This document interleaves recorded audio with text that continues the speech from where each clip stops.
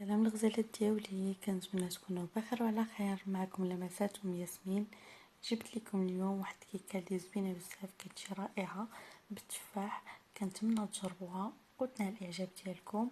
في هاد الكيكه هذه كتجي زوينه وكتجي رطبه، واهم حاجه كتجي لذيذه بزاف. كتحمر الوجه. كنتمنى تجربوها وتردوا لي الخبر. غادي نبداو على بركة الله. بالنسبة للمكونات غادي نحتاجو 4 ديال البيضات،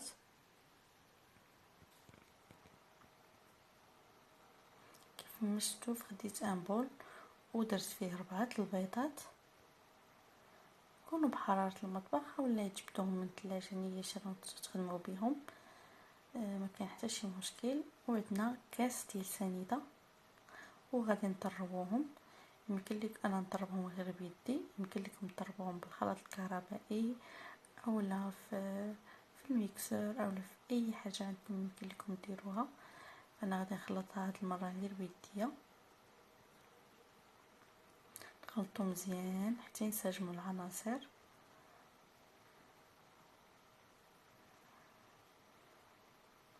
من بعد غادي نزيد كاس ديال الزيت ونخلط.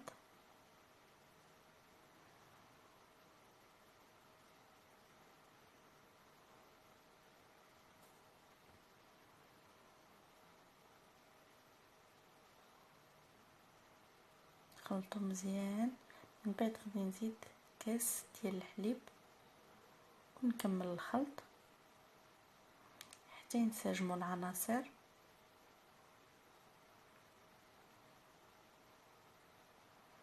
غادي نزيد لوزيز دو سيترون اولا ديال الليمون اللي عندكم يمكن لكم ديروه، اولا يمكن لكم ديروا فقط فاني، ساشي ديال الفاني، فكيبقى لكم الاختيار.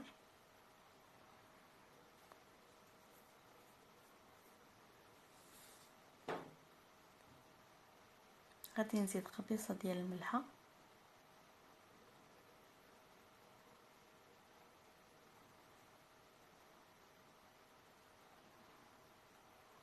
ونكمل الخلط.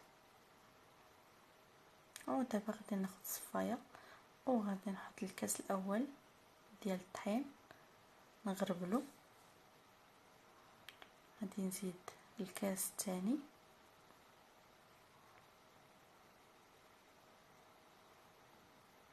ونغربلو مزيان. من بعد غادي نزيد 2 ساشي ديال الخميره الكيميائيه 14 غرام.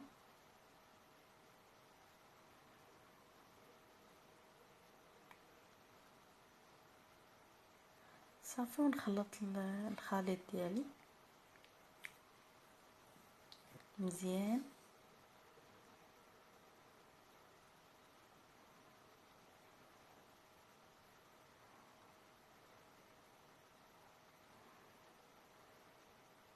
خلطو مزيان حتى ينسجم العناصر ويجيكم واحد الخليط اللي يكون ليس.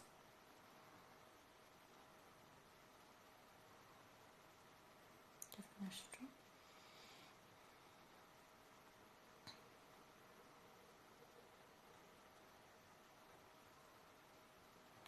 غادي نزيد 4 كاس ديال الطحين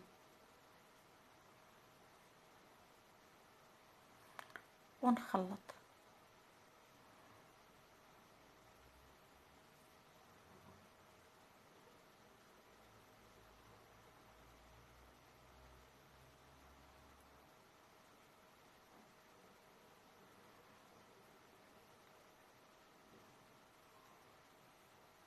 كيف ما كتشوفوا فالخليط كيجي على هذا الشكل هذا.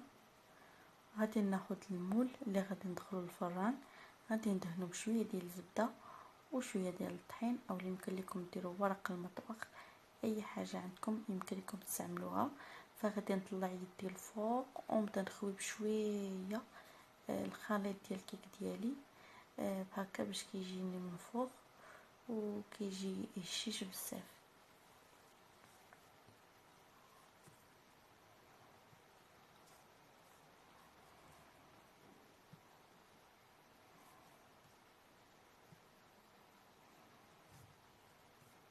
هي طريقة سهلة وكتجي كيكة زوينة بزاف، كتجي لذيذة.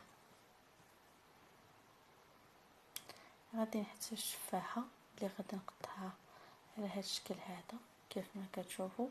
غادي نقطعها مربعات صغار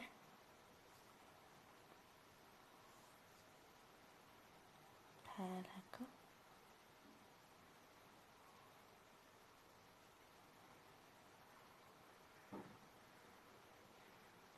غادي ناخذ الكيكه ديالي وغادي نحط فوق منها التفاح بشكل عشوائي.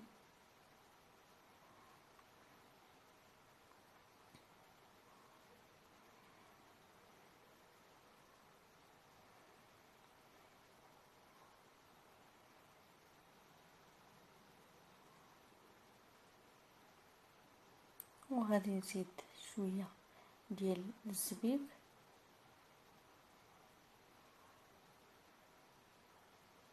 يمكن لكم ديروا دوك لي بيبي دو شوكولا، يمكن لكم ديروا اي حاجه عندكم، يمكن لكم ديروا شويه اللوز شويه الكركاع.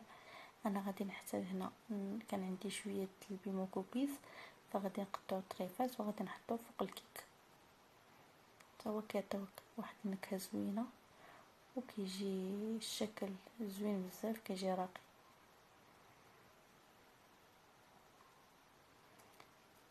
صافي غادي ندخلها الفران درجة حرارة متوسطة، نطيبها من التحت، من بعد نطلعها الفوق تنشف. فوالا البنات، هذا هو الشكل النهائي ديال الكيكه ديالنا من بعد ما خرجات. فانا كيف ما شفتوا فانا زينتها بشويه ديال لاصوص دو شوكولا اللي كنت حضرته من قبل. ودابا غادي نقطعها وشوفوا كيف جاتني، فهي جات زوينه بزاف وجات خفيفه.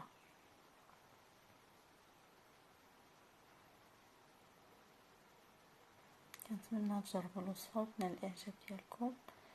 فهاد الطريقه هذه كتجي زوينه بزاف. وعلى البنات كيف ما كتشوفوا فهي كتجي على هاد الشكل هذا، شفتوا كتجي رطبه، كتجي زوينه بزاف. مهم كنتمنى تجربوا الوصفه وتنال الاعجاب ديالكم، وكنتمنى ما تبخلوش ليا بالشراكه ديالكم وبالاعجاب وبالبارطاج مع الناس والحباب العزاز عليكم. كنتمنى لكم فرجه ممتعه، وكنتمنى نكون خفيفه على قلوبكم، ونتلاقاو في وصفات تانية ان شاء الله. كانت معكم لمسات ياسمين، كنتمنى تكونوا بخير وعلى خير، ونتلاقاو ان شاء الله مع وصفات جداد ويكونوا زوينين، وكنتمنى نكون خفيفه على قلوبكم. شكرا لكم والى اللقاء.